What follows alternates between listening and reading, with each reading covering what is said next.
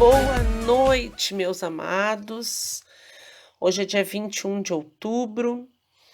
Vamos dar continuidade ao nosso propósito de reflexão, equilíbrio e paz. E para dar início à nossa noite, vamos fazer a nossa oração da noite. Amém? Senhor, no silêncio desta noite que se cala, venho te pedir a paz, a serenidade e o aconchego. Quero sonhar hoje com um mundo muito melhor.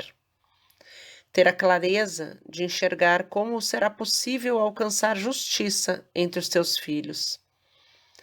Quero me refazer a ponto de conseguir criar soluções para diminuir as diferenças entre os teus filhos.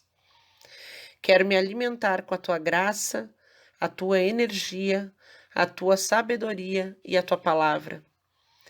Quero acordar amanhã com energia e saúde para fazer a minha parte. E quero ter paciência para esperar pela parte que só cabe ao Senhor, pela parte que o Senhor vai me dar. Eu te agradeço por tudo que o Senhor tem feito, por tudo que o Senhor já fez e ainda vai fazer, e te glorifico em nome de Jesus. Amém. Amados, tem duas coisas que vocês podem ter certeza.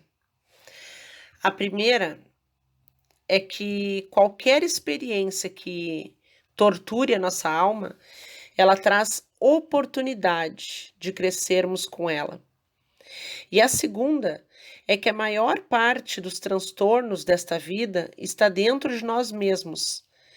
Mas, felizmente, a solução também está dentro de nós. Sabe por quê? Porque Deus habita dentro de cada um de nós. Hoje eu quero falar um pouquinho sobre o deserto.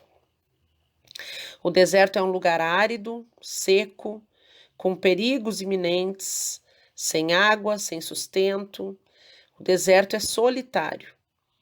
O deserto simboliza as nossas provas, os nossos temores, simboliza aquele vale, o qual disse Davi em um dos seus salmos.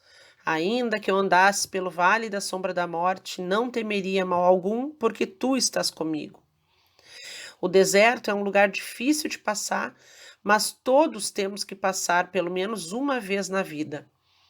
Abraão passou pelo deserto quando seguia para o Monte Moriá, levando seu único filho, o filho da promessa, o qual Deus havia dado. Imagine a dor de caminhar para o local onde você, com as suas próprias mãos, mataria o seu filho por ordem de Deus. Você consegue imaginar essa dor? Mas na verdade era apenas um teste. E Abraão obedeceu sem reclamar. Abraão tinha fé e acreditava que Deus poderia ressuscitar o seu filho. Abraão tinha certeza que ele não perderia o filho daquela forma. E por isso Abraão hoje é chamado de pai da fé, porque ele creu em Deus e foi além do racional. Ele se entregou a Deus, adentrou no deserto e teve a vitória. Moisés foi criado entre os mais poderosos do Egito, teve que fazer escola no deserto por 40 anos antes de liderar o povo de Deus. Um homem que foi criado no meio das regalias, das luxúrias, das honras, de todas as riquezas, em meio ao que havia de melhor. João Batista apareceu para pregar o evangelho do arrependimento no deserto, anunciando a vinda do nosso Salvador. E é interessante perceber que os que se arrependiam no deserto, não nas suas casas ou nas suas cidades, e sim quando passavam pelo deserto, é que eles se arrependiam de seus pecados. E ainda é assim hoje. Nós temos que passar pelo deserto para tomar consciência das nossas escolhas, dos nossos caminhos, para nos arrependermos. E Jesus? Jesus foi ao encontro de João e por ele foi batizado no deserto. Jesus, antes de começar a sua obra missionária e salvadora, também passou pelo deserto logo após ser batizado por João. Ficou sem comer por 40 dias e 40 noites. A Bíblia diz que ele teve fome e quando ele estava fragilizado, apareceu Satanás para tentá-lo. E note que o inimigo o tentou 3 vezes, não foi nenhuma, nem duas, mesmo sabendo que ele falava com o Filho de Deus, ele tentou ele a desistir, mas Jesus foi sábio e fiel a Deus. Outro fato interessante é que o inimigo usou a própria Escritura para tentar Jesus, o que nos mostra que ele muitas vezes, para nos enganar, usa a própria Bíblia, distorcendo o verdadeiro significado. Satanás conhece a Bíblia tanto quanto um cristão. Então, o que nos faz diferente de Satanás? Se Satanás conhece a Bíblia e o cristão também conhece, o que torna um cristão diferente? A diferença é que um verdadeiro cristão obedece aquilo que lê, e Satanás sabe apenas a teoria. Jesus foi seguido por uma grande multidão, e mesmo estando triste com a morte de João Batista, ele curou muitos daquela multidão. E quando não tinham o que comer, Jesus fez o primeiro milagre da multiplicação. Onde? Em meio ao deserto. Todos nós temos que passar pelo deserto, mas algumas pessoas passam mais de uma vez. E por que isso? Porque o deserto é a escola de Deus para nos quebrantar, para nos ensinar, para nos fortalecer, para nos curar. E assim ele faz o milagre. Mas muitas pessoas saem do deserto e acabam colocando coisas ou pessoas no lugar de Deus. E assim Deus nos traz novamente para o deserto, para que a gente possa aprender aquilo que a gente não aprendeu. É no deserto que Deus prova a nossa fé, assim como ele fez com Abraão. É no deserto, quando os outros não podem nos ajudar e quando tudo parece perdido, que aprendemos a depositar nossa confiança somente em Deus. Nós aprendemos a esperar em Deus, porque somente Ele tem a solução. É no deserto que Deus vai provar o grau da sua fé nas promessas que Ele já te fez. É no deserto que Deus nos leva depois que andamos no meio da luxúria, da glória, da riqueza, assim como Ele fez com Moisés. E ali ele nos ensina a sermos humildes, ali ele nos ensina a trabalhar com as ovelhas, que são as pessoas que precisam da palavra de Deus. No deserto que nos arrependemos dos nossos pecados, é no deserto que enxergamos o quanto somos pequenos diante de Deus e quanto Deus é bom com a gente. Quando estamos num lugar confortável, num lugar de realização e de alegria, nós nos esquecemos de Deus. Então nós precisamos descer ao deserto. Deus nos leva para o vale para nos arrependermos e então nascer de novo. Assim como Jesus, é no deserto que somos tentados pelo inimigo, é onde o diabo vem de todos os modos nos afligir, usando até mesmo a palavra para nos tentar e nos fazer cair. Nós somos chamados ao deserto geralmente devido a um acontecimento desagradável.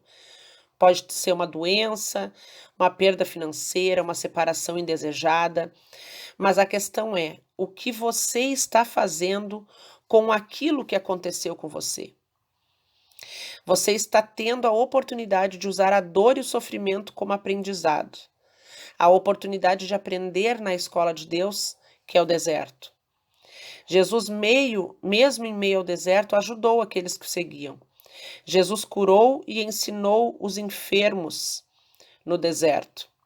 É no deserto, quando estamos passando pelas nossas tribulações, que nos aparecem as chances de ajudar outras pessoas. É no deserto também que podemos contemplar os milagres de Deus, milagres que não podemos ver se não estivermos passando pelo vale. Somente quando estamos em meio ao deserto é que podemos enxergar como Deus é poderoso.